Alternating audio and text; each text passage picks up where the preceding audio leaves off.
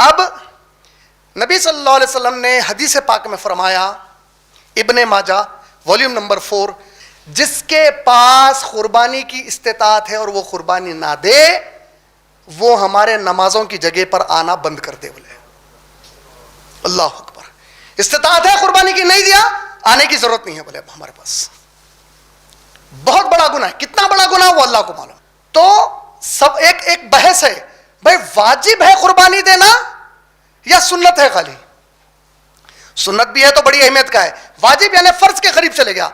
تو علماء دین اکابر جیسے ابن تیمیہ رحمۃ اللہ علیہ وغیرہ ہیں، ان کے نزدیک قرآن کی جو آیتیں ہیں، خاص طور پہ سورہ حج کی آیت نمبر 34 میں اللہ تعالیٰ نے ایک بڑا زبردست حکم دیا اور کہا کہ تم لوگ جو جانوروں کو قربانی دیتے ہو ان کا گوشت کھاؤ اور مانگنے والے فقیر کو دو اور نہ مانگنے والے غریب کو دو. بولے کا مطلب اللہ تعالیٰ قربانی دو بول رہے ہیں آپ کو.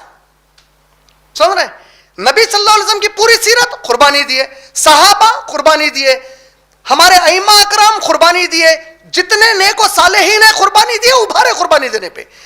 جو وہ مشہور روایت ہے ہر بال کے بدلے ایک گناہ معاف ہوتا ہے، ایسی کوئی حدیث نہیں ہے، کوئی صحیح حدیث نہیں ہے.